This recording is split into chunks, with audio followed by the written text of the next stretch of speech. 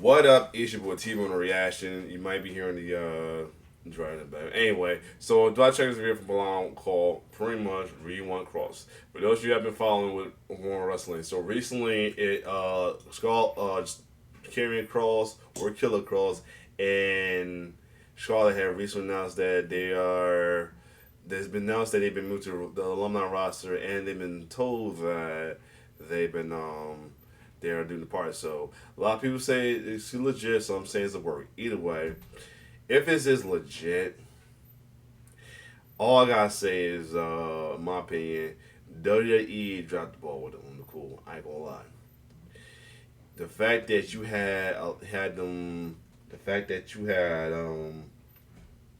literally had the perfect since LA Knight, the perfect person to be like the next Austin like anti-hero, and you blew it because you won. You didn't want to listen to the fans. The fans went across and everything. Well, first thing first, I always just talked about how he called him confusing cross anyway, because he don't know he want to be a heel face because he's going over the crowd, but at the same time he's supposed to be the heel. So there's that. So jokingly called him confused cross, but at the same time Duddy should have capitalized off this and went with it. For real, now I'm saying I get it. He was in this storyline with Sammy. There's folks was mad that Sammy got the one. I can't comment on that because he's a heel, and I gotta be careful with that. But same time, Cross could have got should Cross should at least have a face turn shoot. Now, if this could be a word, this may be working to the potential face turn, anti-hero face turn, I should say, for Karrion Cross. That is definitely warranted for sure. Anyway, but other than that, without further ado, let's check out this video from Pllana. But we won't cross though, because also he dropped a long documentary about the whole situation as well too. So we'll see. Comment down below you think is it working now. But anyway, let's get it.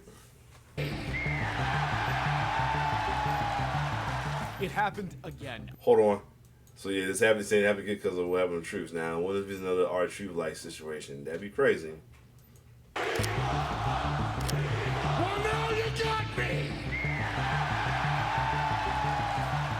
It happened again. Another WWE superstar caught fire with the fans, and instead of riding that momentum, the company let it burn out. We've seen this movie before. It happened with Dolph Ziggler and Zack Ryder. Under Vince McMahon, it was almost tradition. But now Triple H is running the show and the story has not changed. Just look at LA Knight, who should have been Mr. Money in the Bank at least one time in the last 3 years, but it didn't happen. And now Karrion Kross joins the list of wasted potential. It might be a different era, but we're still seeing the same mistakes. Yep. So why didn't WWE push Karrion Kross?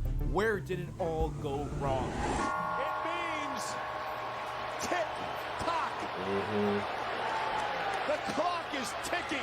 Karrion Kross might be one of the strangest WWE stories in years. He joined the company in 2020, right in the middle of the pandemic, and instantly became Triple H's golden boy, winning the NXT Championship in just 5 months. After a dominant run, it was time for him to wreak havoc on the main roster. And then Vince McMahon happened.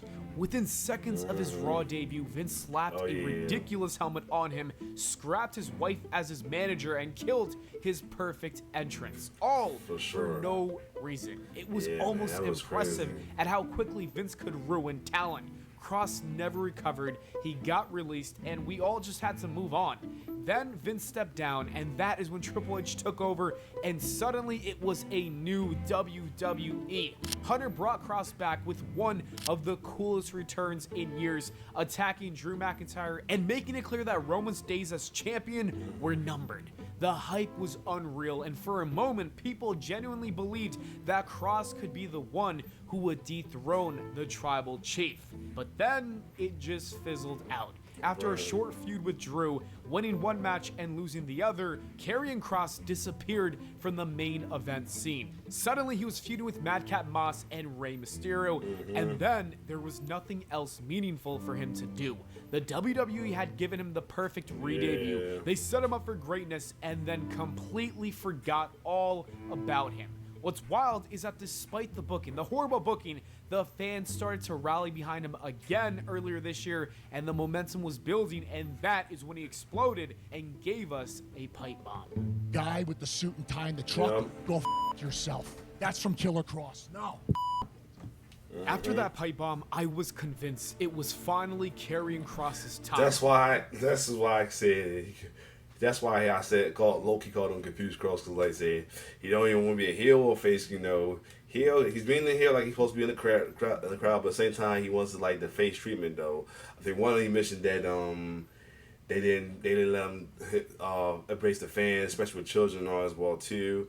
I mean, that'd be dope, but at the same time, you're supposed to be the heel, and then, that, so there's that. So, it's like I said, this is another reason why I really feel like they need to get rid of the whole face and heel alliances. Just a lot of folks is calling it outdated. I mean, if it's outdated so much, why we still have it? And why we still have it then? I mean, if it's outdated and fans don't take it in, what's the point of having it? I'm saying? That's why I don't get it. And you can't say storyline because, it's starting to seem like it's meaningless in the storyline because folks are still going to cheer from all that and like doesn't resonate. It's like what we're looking at. So yeah.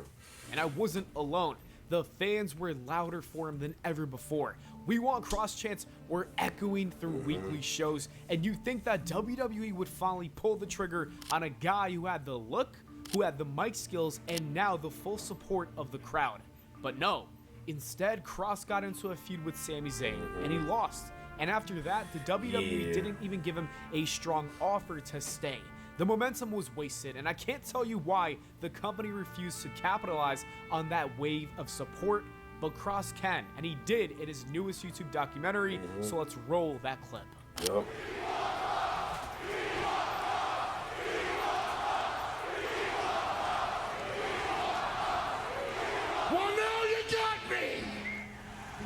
Like, I remember in the beginning there were some people saying, like, hey, I wouldn't take it seriously. It's not going to last. Or, let's see if it's for real when you go out there tonight. If it's still there, we're in a different city, we're in a different state. And then when it was still there, and it got louder and louder and louder every week, that went away. And then it was kind of like, well, not really ready to fully embrace that. I was being told by certain people not to, don't acknowledge it. Yeah. Which felt really wrong. Yeah. Like I said, I get why they say because his character's supposed to be a heel. But at the same time, they could have capitalized off of that. I mean, one thing that would have been down for them would be a double turn for Sammy, and they love Sammy too. That's the only thing. So I feel like also him feuding with Sammy did not help a little bit. I will say that for sure. Yeah, it did not help that he feuded with Sammy though in a way. I mean, good. It was a good feud, but at the same time, it was low key. Like the storyline, to be honest, was at first cool. Then started getting low key with this whole with tell the fans the truth thing and all that. I don't know, like they say that or say meant that he lied and all that. I was like, I didn't get the whole. I ain't never got understood that whole thing. And then the end, I liked how Mike Snow said that sometimes there's always the good guys do win in the end as well too. I did like that one, but at the same time, like I said, it was like that last match shouldn't have happened. He should have moved on to something else. I mean, have him feud. He should have had him feud with Steph on, but then again, that was solid loss or whatever. I mean, they could have made him an anti-hero, babyface in a way. Like I like Stone Cold Steve Austin. I mean, because back then people were loving Stone Cold, and then they pulled the trigger of the infinite double turn, so all fans could be from guilt free. I mean, not just the fans who went behind the face fans as well too. So anyway, yeah, they low key dropped the ball with this on their end as well too. So yeah, Because having a connection with the audience, especially one that is like this doesn't just come around for everybody. And it wasn't something that was constructed or thought of. This happened organically through a series of events. And I wouldn't even say it's just from something that's happened recently this year. This is something that is happening because of what has happened over the last 3 years. We're getting to a tipping point, I believe. And it can be said, it can be stated that it started because I punched through something, and everybody saw what was on the other side of that. But I don't feel like we're all collectively going in the direction that the audience would like us to go in. And it's just that part doesn't feel good. So here's the big question. Is this legit? Or are we watching the next storyline that ends up in WWE's Unreal documentary? Like Seth Rollins and that injury that turned out to be fake.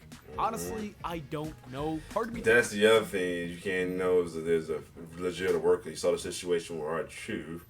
I'm not sure is... I don't know for sure is if it was work or anything like that, but still, that's another thing, but still.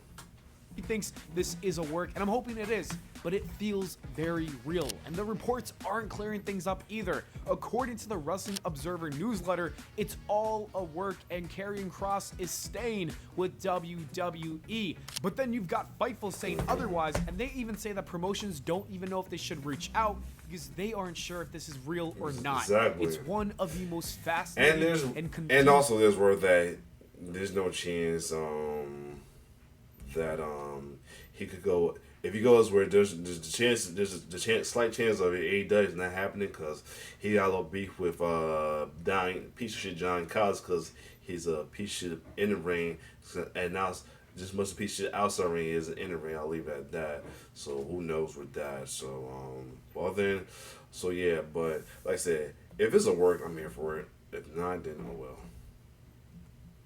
Then it does. Oh well. Well, let's get it.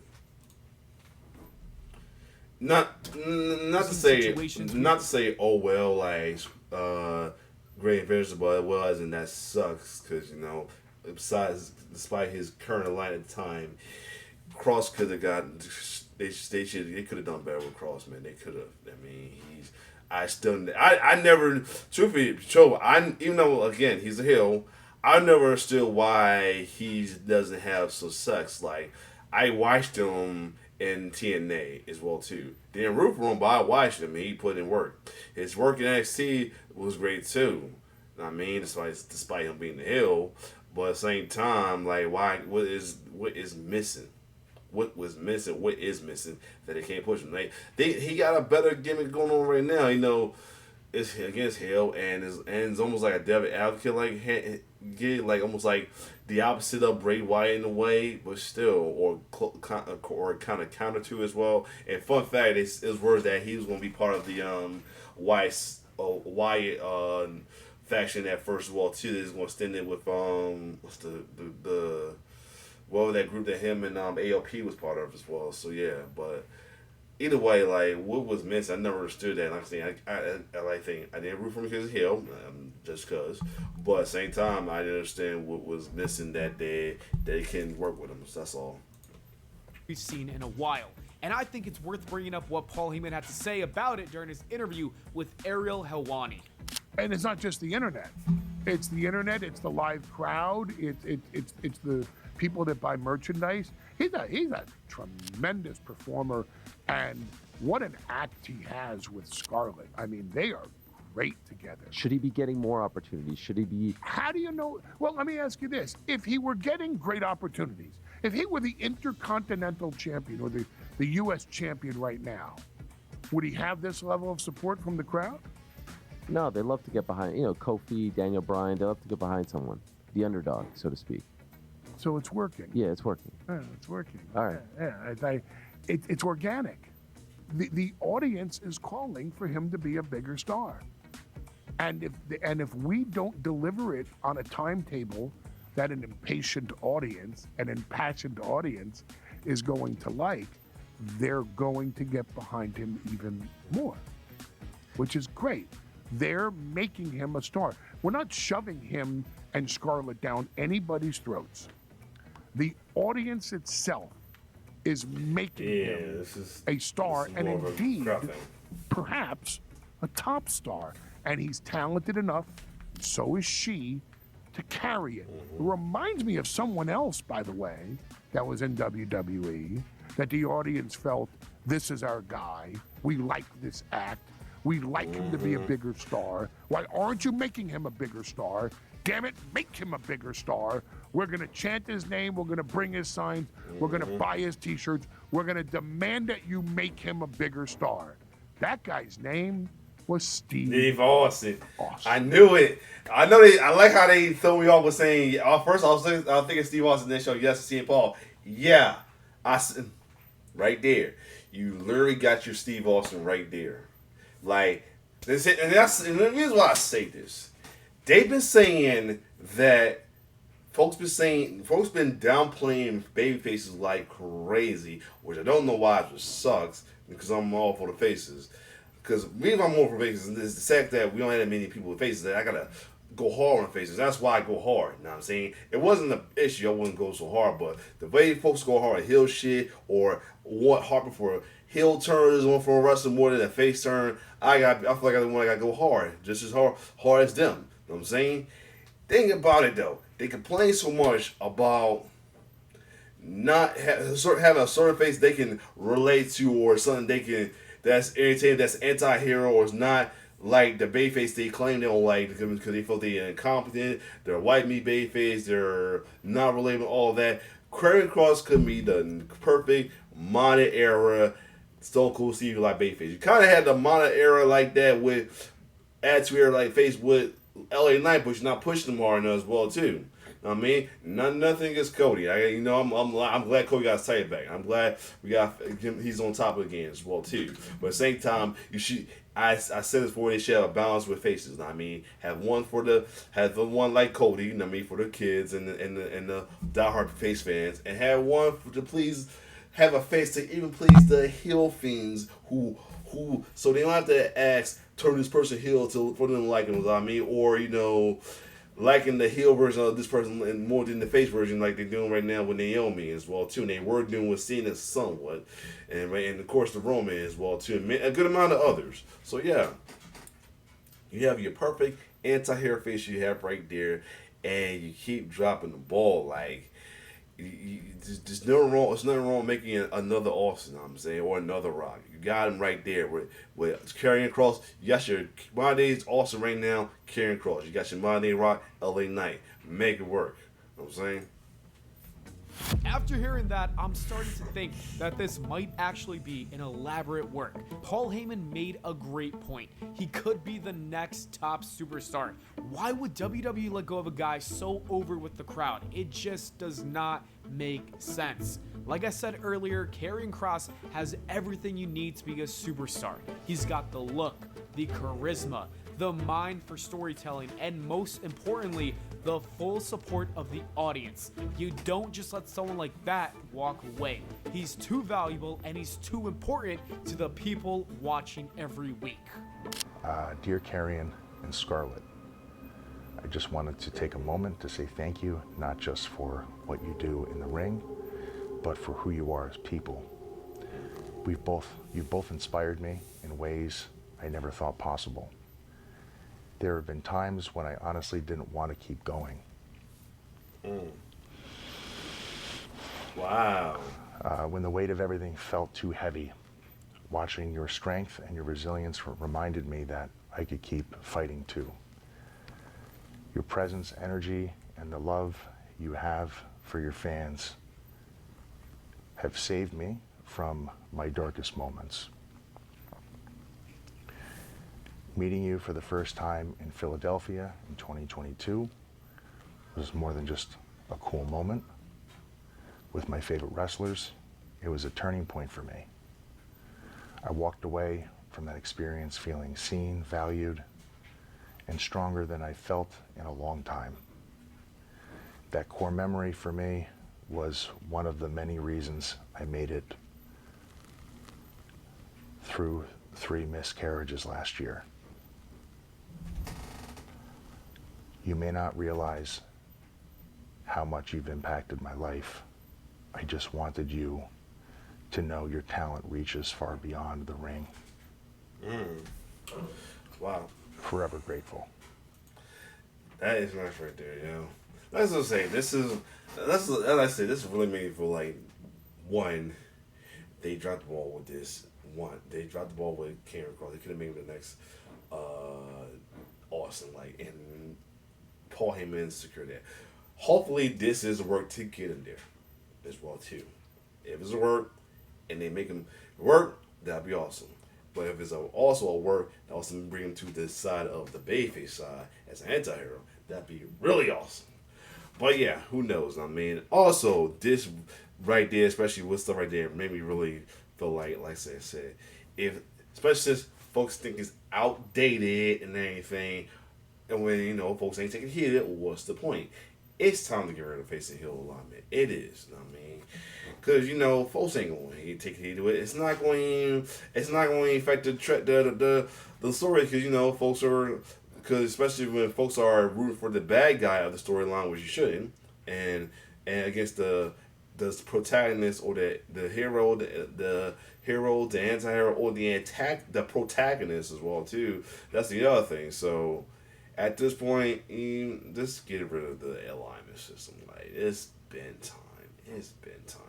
I mean, and people gonna still say no, you should keep it for certain. No, it's not gonna for storyline purpose. What storyline purpose? I mean. So if fans can bizarre roll the hell out of the storyline, no, just get rid of it. You know what I'm saying? I mean, get rid of it so we have to deal with.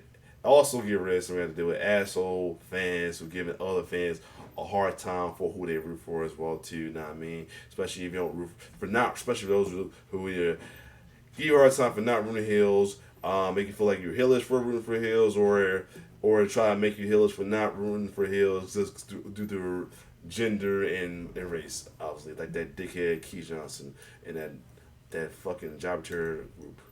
I mean, anyway, other than that, if you like my reaction, like, share, subscribe to my YouTube channel. It's your boy T-Bird signing off. One love.